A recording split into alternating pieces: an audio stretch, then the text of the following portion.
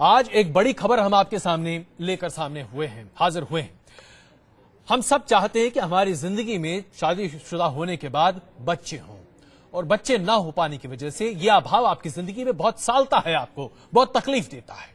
ऐसे में एक नई सुविधा है जो कि तकनीक के तौर पर आधारित है, जहां सरोगेसी के जरिए कई ऐसे परिवार हैं, सैकड़ों लाखों ऐसे परिवार हैं जो आज बच्चों की किलकारियों से गूंज रहे हैं। लेकिन इसके साथ खड़ा होता है एक बहुत बड़ा संवैधानिक और साथ ही साथ मेडिकल चिकित्सा से संबंधित एक बहुत बड़ा मसला। सवाल यह खड़ा हो रहा है कि सरोगेसी के इस पूरे गड़बड़ झाले में उन महिलाओं के साथ जबरदस्त तरीके से अन्याय किया जा रहा है, जिनकी वजह से उन तमाम परिवारों में बच्चों की किलकारियां गूंज रही हैं। उनके स्वास्थ्य पर बुरा असर पड़ता है। इतना ही नहीं, बच्चों के स्वास्थ्य पर भी बुरा असर पड़ रहा है। और सबसे बड़ी बात यह है कि जिस पैसे के भरोसे पर उन्हें बच्चा जन्म देने के लिए कहा जाता है, वो पैसे से भी उन्हें महरूम कर दिया जाता है। और इसमें सिर्फ एक वर्ग है जो पैसा कमाता है, वो है मेडिकल क्लिनिक्स और डॉक्टर्स। क्या इस पर अब लगाम नहीं लगाई जानी चाहिए? क्या इस पर कानून नहीं बनना चाहिए? आइए सबसे पहले ही रिपोर्ट देखिए, चर्चा आगे बढ़ाते हैं।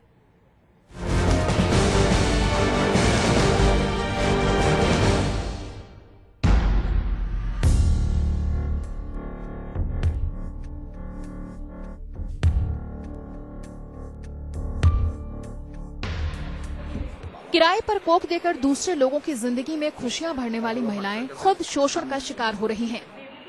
NGO centre for social research की ओर से कराए गए एक सर्वे में ये चौंकाने वाला खुलासा हुआ है कि ज्यादातर महिलाएं पति के दबाव में सरोगेट मदर बनती हैं।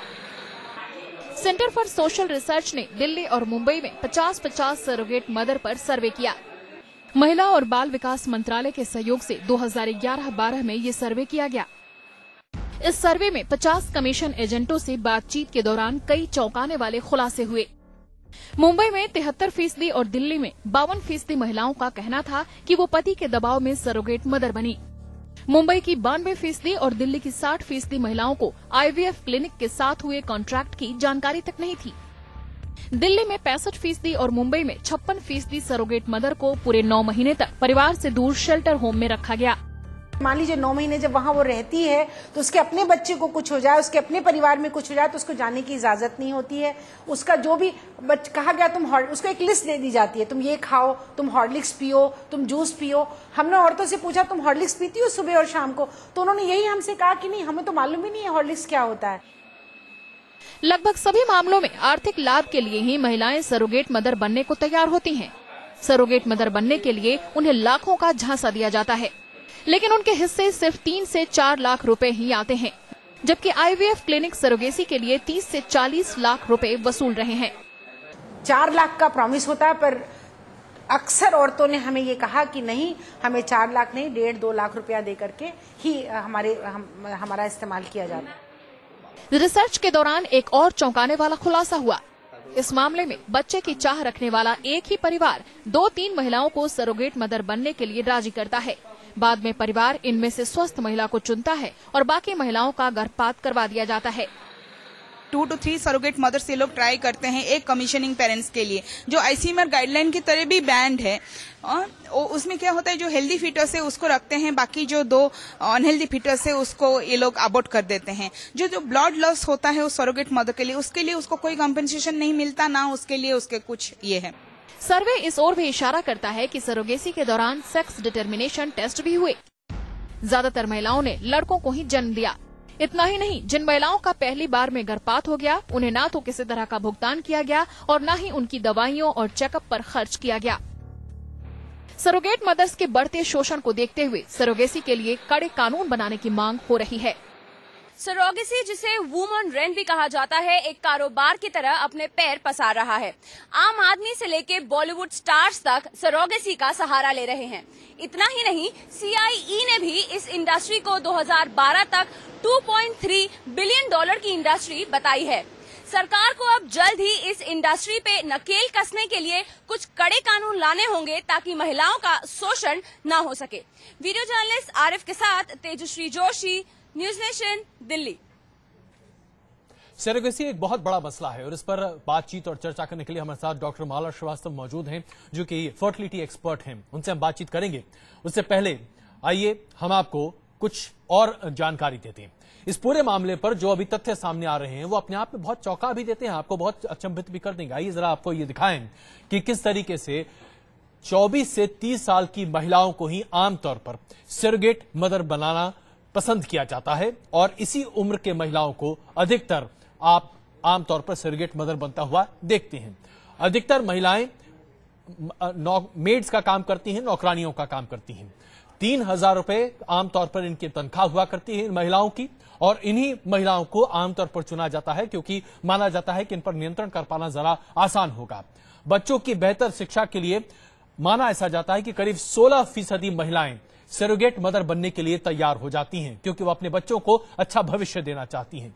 कई बार गर्भ में बच्ची होने का पता जब चलता है तो गर्भपात पर जोर दिया जाता है, यह भी इस सर्वे के जरिए स्पष्ट होता हुआ दिखाई दे रहा है। मुंबई की खास तौर पर जो बात की जाए, वहां 80% सरोगेट मदर्स प्रेगनेंसी के बाद टेस्ट उनका कुछ भी नहीं होता है, उनकी कोई जांच पड़ताल नहीं की जाती और यह अपने आप में काफी अचंभित करता है। दिल्ली में 60% ऐसी महिलाएं हैं जिनका मेडिकल टेस्ट हुआ है, लेकिन उसके बाद भी उनकी रख रखाव पर और उनको जो खाना जो दिया जाना चाहिए, जो न्यूट्रिशन दिया जाना चाहिए, उसके ऊपर ध्यान नहीं दिया जाता। और खास करके जब बच्चे पैदा हो जाते हैं उसके बाद जो रख रखाव देखभाल की जरूरत होती है उसके लिए कोई सुध नहीं लेने वाला होता। डॉक्टर माला, हम आपसे बस एक छोटी सी टिप्पणी यहां पर शुरुआत में यही जानना चाहेंगे। सरोगेसी एक ऐसा जरिया है जिससे कई दंपत्ति अपने घर में बच्चों की किलकारी पाते हैं, लेकिन जिस तरीके से उन महिलाओं के साथ व्यवहार किया जाता है, क्या ऐसे मामले आपके सामने भी सामने आए हैं?